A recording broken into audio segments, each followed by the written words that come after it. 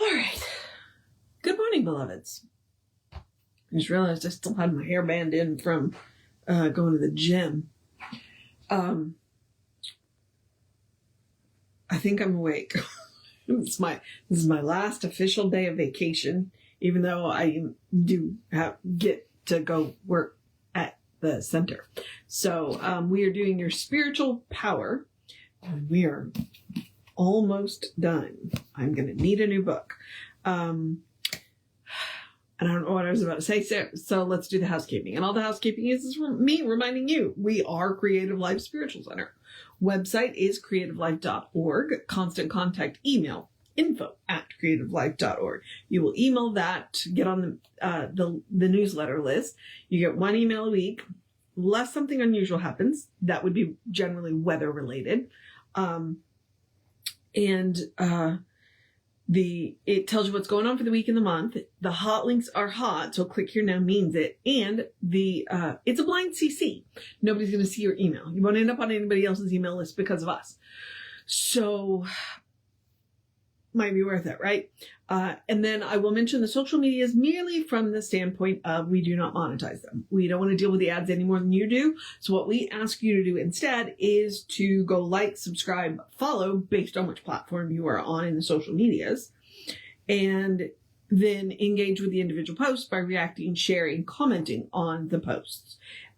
Bumps us in the algorithms, more people see our stuff, which is the ultimate goal of social media. So it is a free and easy way that you can support the center. All it costs you is a click. All right. That should be all of I guess I should tell you what the social medias are. We are either Creative Life Spiritual Center or Creative Life Spark. And then I am the running Rev Ryan on all of the social medias that I am on. Okay. So your spiritual power is a collection, or Reverend Norm would call it a library. I think he's been on my mind lately because it's been a few years now. I don't actually know how many years, but his transition was recent. The anniversary of his transition was recent, so I think that's why he's been on my mind. And he was definitely one of all of my teachers were really good. And I can't say that I have a favorite, but he was definitely a character. But I related to him because he used to be a Catholic priest and I was raised Catholic. So, I got him, it's like, I got your number. I know how to do your stuff. I can figure you out. I know how to write your services. So, but yeah, so your spiritual power is it's a collection of Ernest Holmes works that apparently were kind of rare. You might not find them anywhere else. And so, there were words, they were coming out of my mouth. Clearly, I stayed up too late last night. I decided to start editing my photos. I uploaded some more photos from our staycation, and so I was in there, labeling some of them. And so I stayed up too late. Yeah. Okay. So we're talking about your spiritual power. We are in the book Think Your Troubles Away, and it turns out that Think Your Troubles Away, along with Living Without Fear and Discover a Richer Life, are collections of his early Science of Mind magazine articles, which is really cool. They have a completely different tone. I have thoroughly enjoyed them. Now we are in part 2 of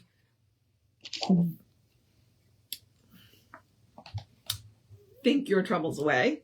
I got this. I can do this. We'll see. Today we are doing using spiritual power. Let us define spiritual power as the dynamic quality of that invisible essence of life, intelligence, and law, which we call God or first cause. The conscious use of this power comes from the recognition that it actually exists, really responds to us, that we can directly contact and definitely use it. There is such that that there is such an invisible essence of life is evident throughout all nature, the visible side of which but proclaims this invisible essence. Objective nature, our own bodies included, is a phenomena of the invisible cause which we call spirit. Humanity is an incarnation of this invisible cause, not by choice, but rather by the law of life. As a person touches their own thought, they touch it. They touch it with power, not because they will this power to be, for this power is. This is the nature of the universe. As Hegel said, the universe consists of will and representation. This will is intelligent knowing. Its representation is creation. The will of spirit, or the universal will, must be goodness, truth, and beauty. As we imbibe its nature, we come into its harmony. The divine does not come to us bringing an olive branch of peace with which to allay our confusion. The divine knows no confusion. It persists in remaining true to its own nature. The will of God is peace. Only the finite is confused. The infinite remains certain of itself. As we enter the atmosphere of peace, our confusion vanishes. This is not done through objective power, nor by might, but through a realization and an embodiment of that presence which transcends confusion. The spiritual presence in the universe is real and dynamic. It surrenders itself to us in such degree as we comply with its nature. Our consciousness is so at one with the universal law of cause and effect that when we know confusion, we become confused. When we know peace, we become peaceful. Life never expresses by external impartation, but always by a process of interior awareness. The very breath we breathe is God. We are not evolved from that which is unlike spirit to that which is like spirit. We are evolved within spirit, by, from, and of spirit. Hence, the very ignorance of the law of our own being, while such ignorance continues, produces bondage. It is not as though there were a power of good on one side and a power of evil on the other. There is but one ultimate power. This power is to each what they are to it. Okay? That's one of those phrases where you go, wait, what? With the pure, thou wilt shew thyself pure. And with the forward, thou wilt shew thyself forward. I don't know why that made me Southern. The divine exists to each only as a measure of their own belief. The question arises whether any limit can be placed upon the possibility of the conscious use of spiritual power. Okay. Theoretically, it would seem impossible to place such limit. The only limitation would be that of belief and understanding. The spirit itself, in its original state, must be ever present with us. It refuses to change through any process of time. It refuses to be divided. Consequently, the eternal wholeness itself is immediately at the point of our perception. All of it. The question would not be how far can principle allow itself to be used, but rather how greatly can we understand it. Since its whole purpose must be that of self-expression, it must be its nature to represent itself spontaneously through our will, through our imagination, fulfilling our intentions, desires, or plans. For in so doing, it finds self-expression. The only limitation being that we must approach it in its own nature. In such a degree as we are in alignment with this nature, its power must be ours. Okay, in such a degree as we are in alignment with. If we could strip the mind of fear, superstition, and all sense of separation from this divine presence, approaching it quite simply and directly, we probably would be surprised at the results which would follow. How can we approach this principle of our being other than directly through our own thought and through a great simplicity of thought?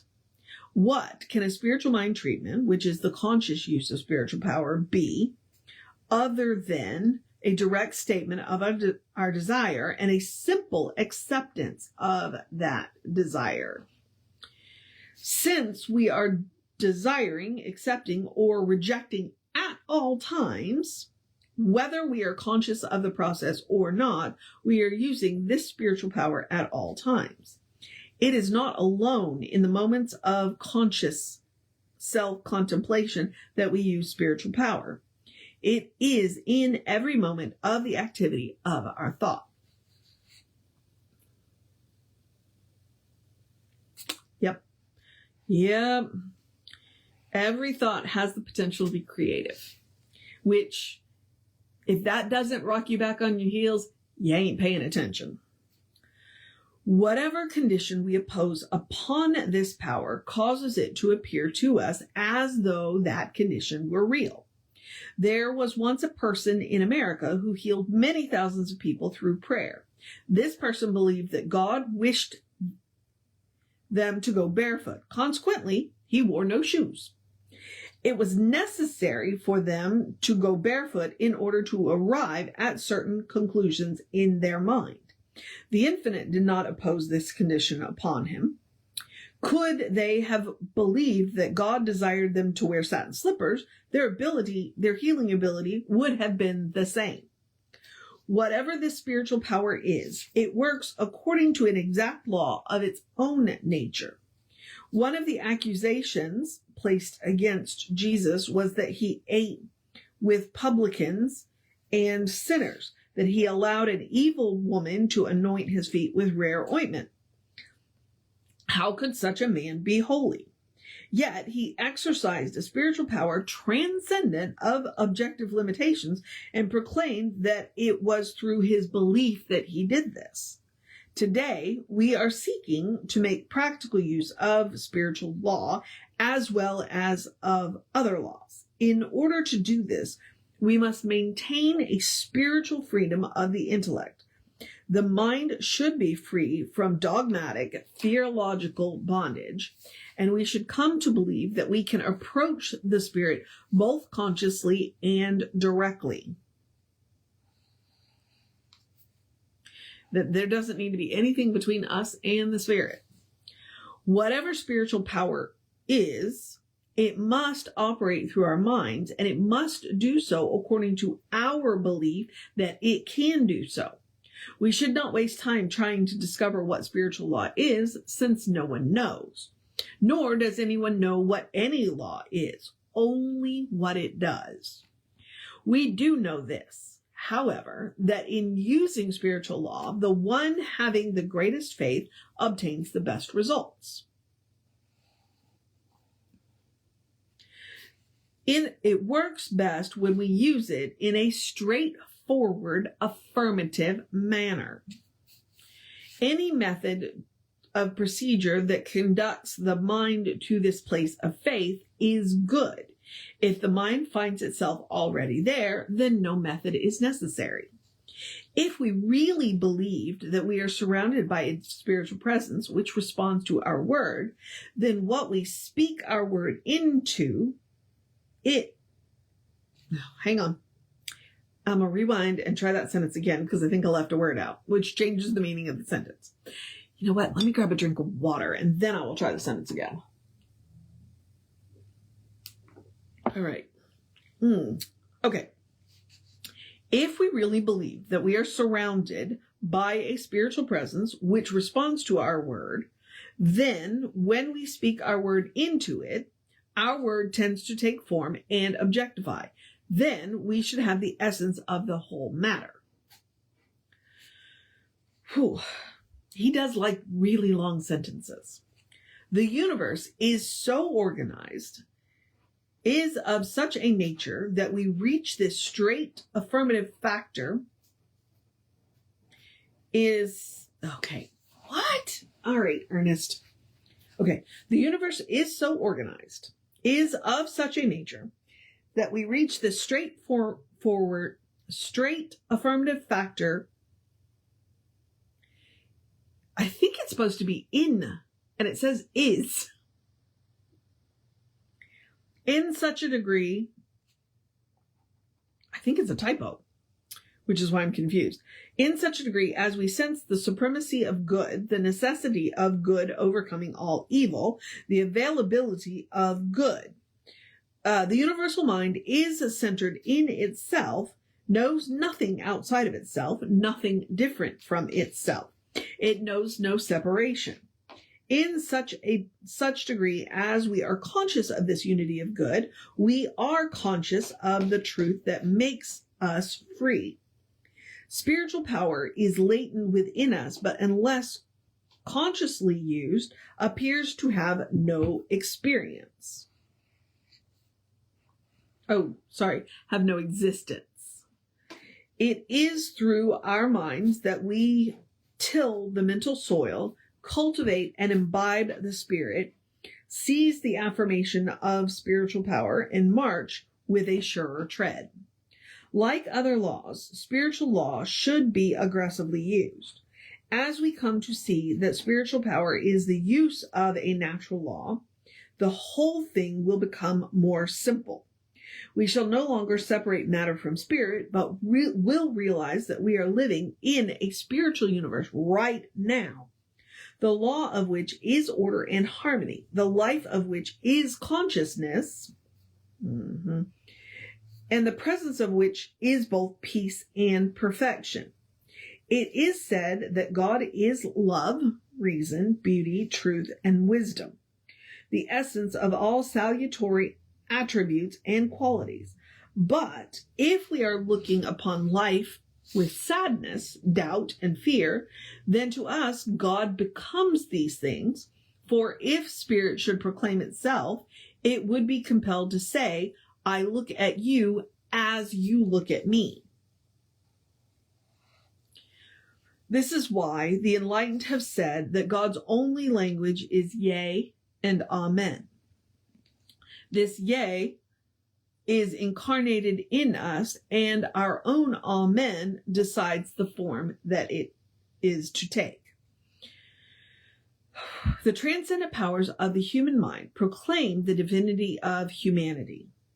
The more completely one penetrates the mystery of their own mind, the more they must come to realize that they are not studying a human mind at all, but that through the avenue of what they call a human mind, they are penetrating an infinite sea of intelligence.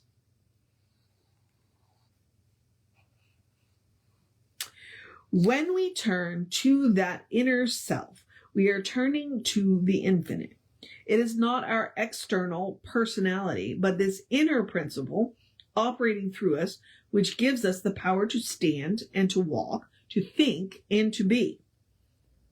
We must realize that there is no matter opposed to spirit, no material universe separated from the spiritual universe. All is one. We are not turning then from the human to the divine. The divine is but turning to itself, giving expression to itself. The self comes bearing its own gifts. Okay. One of those phrases like, wait, but I'm going to think about that one. We lack the experience of consciously using spiritual power because we have not tried definitely to demonstrate that we already have this power and can use it. We must prove to ourselves that the power of our own word, spoken in harmony with the great cause, is the law unto the thing whereunto it is spoken.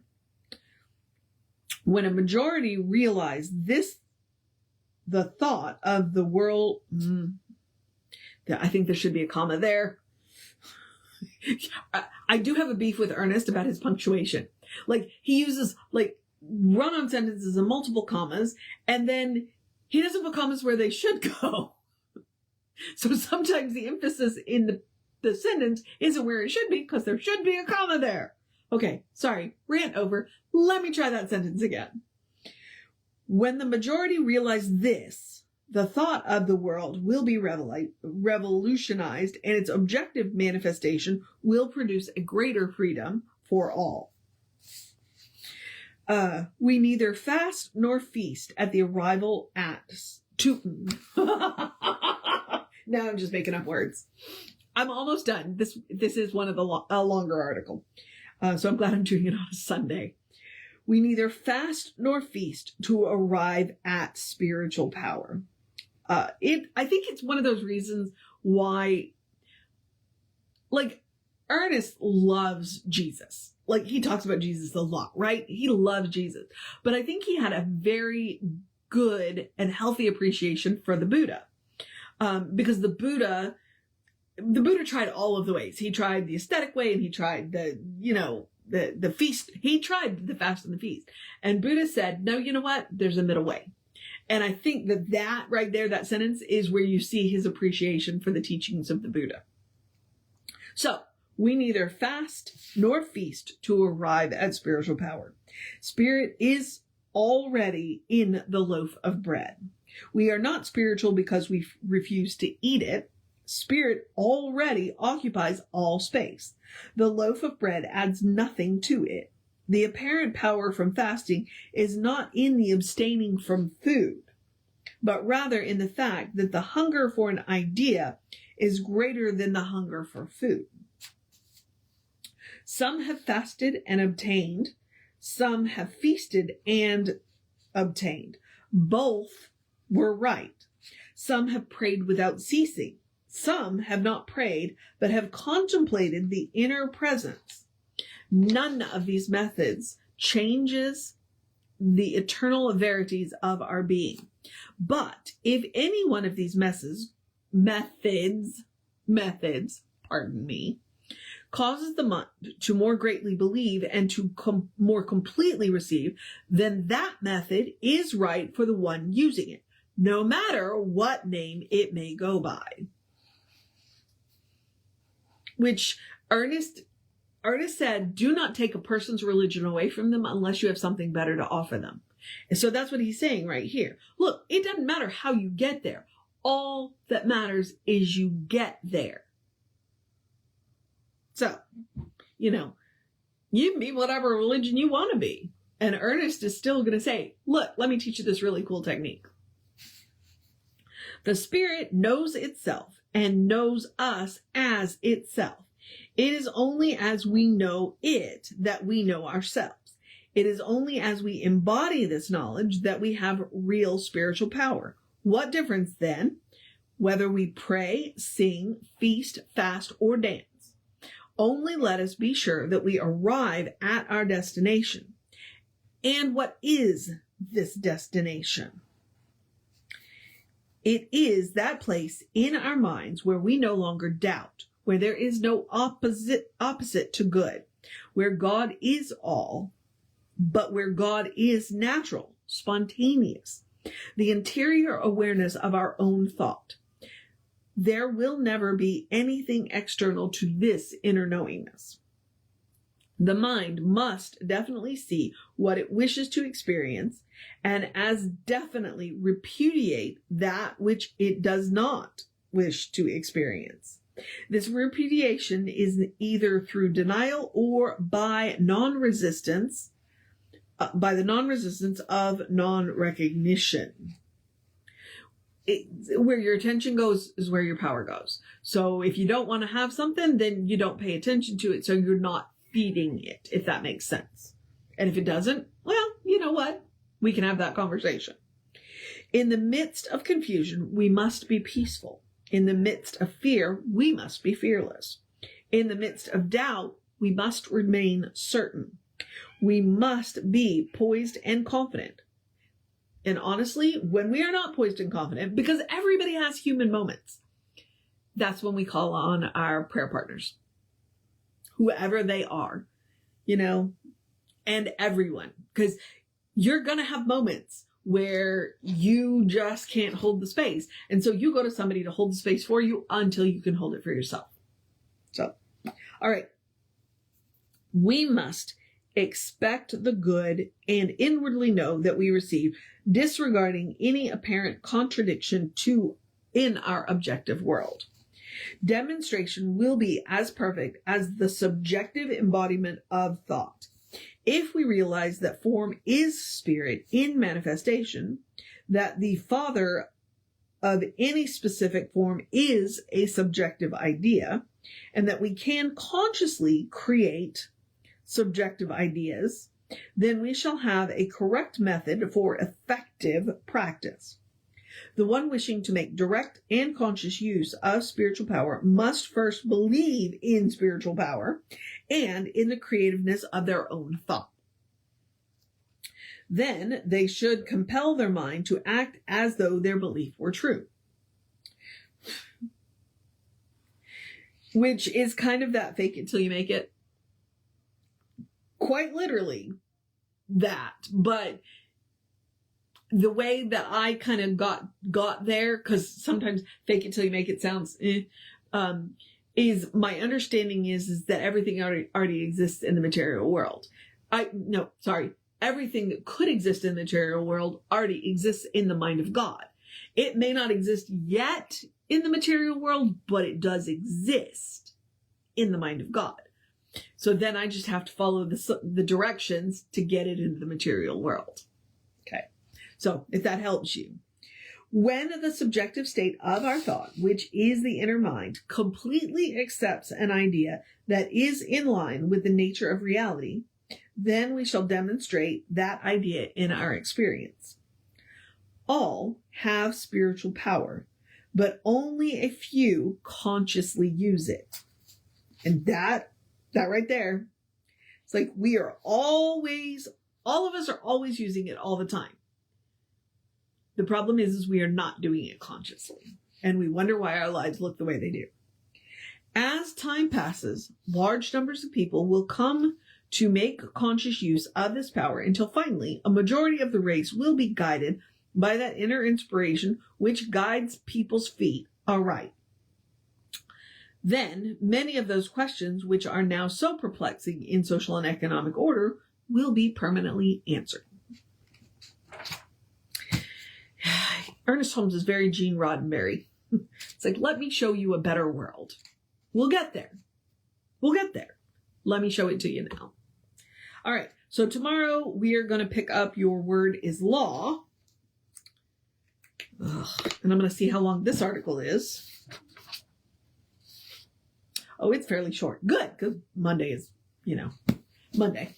So, and now I'm going to encourage you to have a great day, a wondrous day, a fantastic day, a magical day, an enchanted day, a wonderful day, an awesome day, an amazing day, a take care of yourself day. Let's get ready for this week day. Wow, my vacation is almost over day, but it was a good one, so I'm not sad about it. And I like my job, so I'll be happy to go back day. Cuddle Your Fur Babies day, a bundle up day, a take your plants inside tonight day. It could drop into the 30s tomorrow day. A you got this day, a go be with your community day, a